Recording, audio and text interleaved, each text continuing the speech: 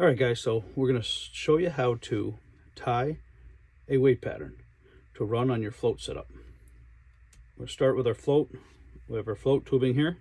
We're going to cut this down. It's going to attach our float to our main line. Then we're going to go to our swivels. So we have our float capping, swivels. Then after that, we're going to add shot. We have shots here ranging from size 4 to AAA and Sure Shot, 1, 2, and 3 of Blackbird. These are the most common sizes we use. We have some P-Line CXX 8-pound. This is a copolymer. You want to use this to tie your shot patterns. We don't want to use a fluorocarbon. We've saved that for our leaders. Because if you need to move your shot on the copolymer or mono, you can slide it around without affecting your mainline strength. If you put it on fluorocarbon, it will chafe the fluorocarbon, and the fluorocarbon tends to peel when the shot's moved on it. So this is the stuff we need. We're going to move this stuff aside. We're going to show you how to start from your main line, the swivel, shot pattern, leader, and a hook. And that's how you're going to get you started. We're going to show you a couple different weight setups that we use here. We fish really fast water in Oswego. We fish some really slow water in the dead of winter in the Sam River. So I'm going to show you 2, maybe even 3 different shot patterns that I take advantage of depending on the conditions. All right, let's get to it. So what we're going to start with here, guys, is we're going to grab a couple swivels. We're going to get them out. We're going to tie our leader to the swivel, have it still connected to the spool line, and then we're going to get out our weights. We're going to lay them out, and then we're going to start putting them on the line, guys.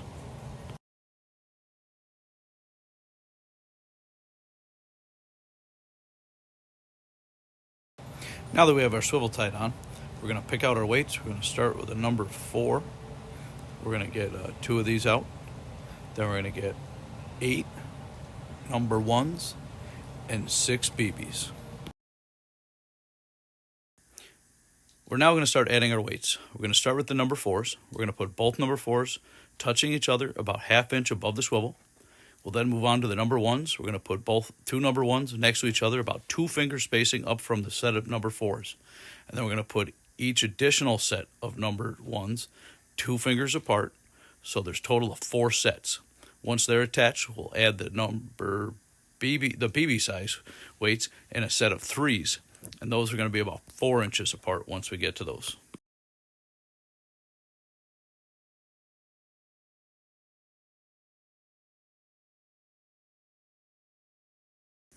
Now that all our weights are attached, you can see that from the swivel we have about a 1/2 inch space between the swivel and the number 4s.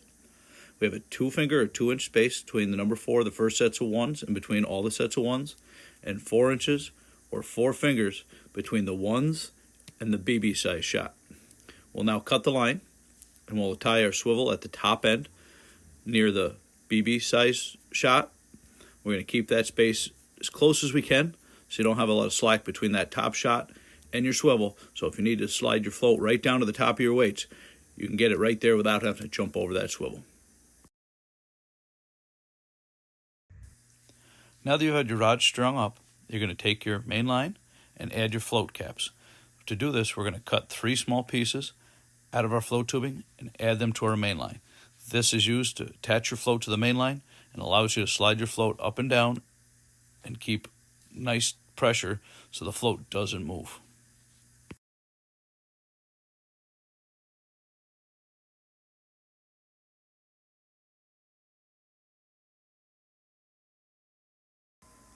So before we string our caps onto our line, we're going to check the caps and see which piece fits best where. So for the top of the float, this piece fits perfect, matches it perfect, so we're going to put that on first. After we do that, we'll put on the second 2 pieces. And the fact that we keep one a little bit larger is nice, so if you ever rip through one, you can always cut that in half and still have 2 pieces on the bottom.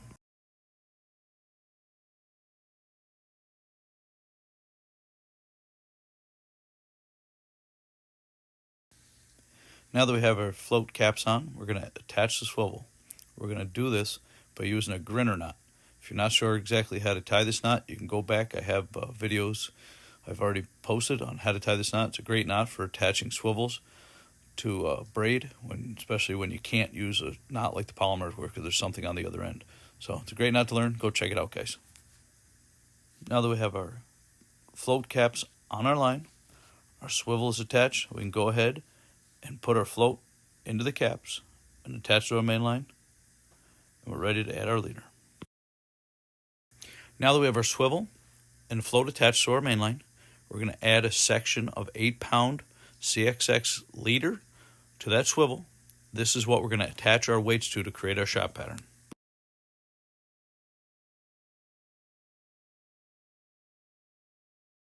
We're going to attach 20 to 24 inches of leader to add our weights to, and then tie a swivel on the other end, and then we'll start adding weights.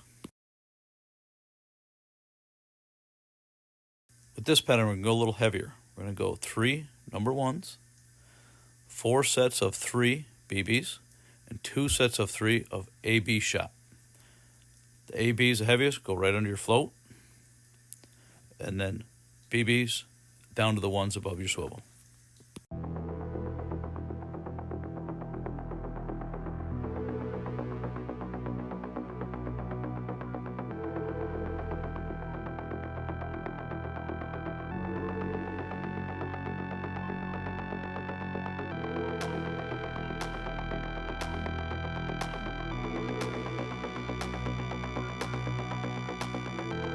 Now that we're done adding our shot, what we're going to start doing next is tying on a leader.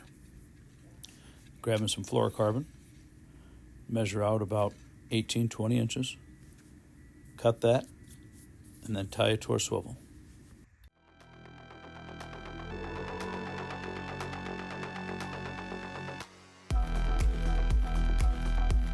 Now that we have our leader attached to our swivel, we're going to add our hook.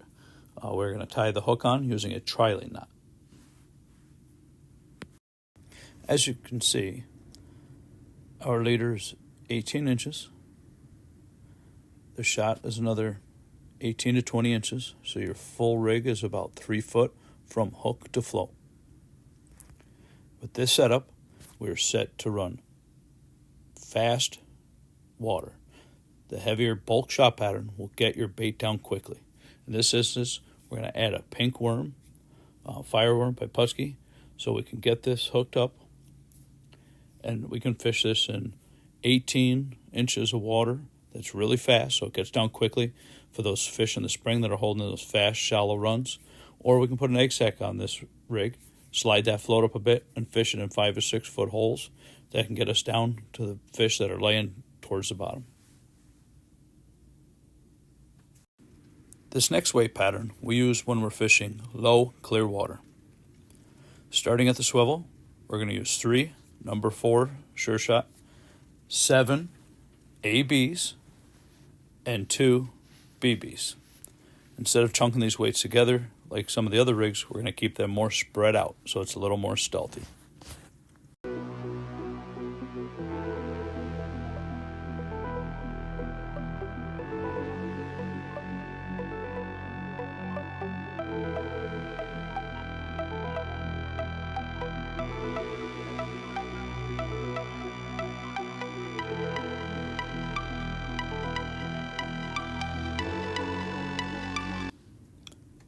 Now that we have all of our weights attached to our leader line, you can see the spacing starts at the swivel, and there's about an inch space from between the first 3 number 1s, 2 inches between the BBs, and then about 4 inches from the BB to the AB and the AB to the swivels. All we have to do now is attach our float to our main line, add a hook and leader, and we're ready to go fishing. I was asked by many clients how I set up my shot pattern.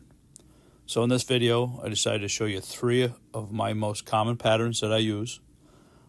Each one has its own area that it works the best. You have the light pattern for low, clear water. You have the intermediate pattern, which works high, low, and then the heavy shot pattern to help you get down.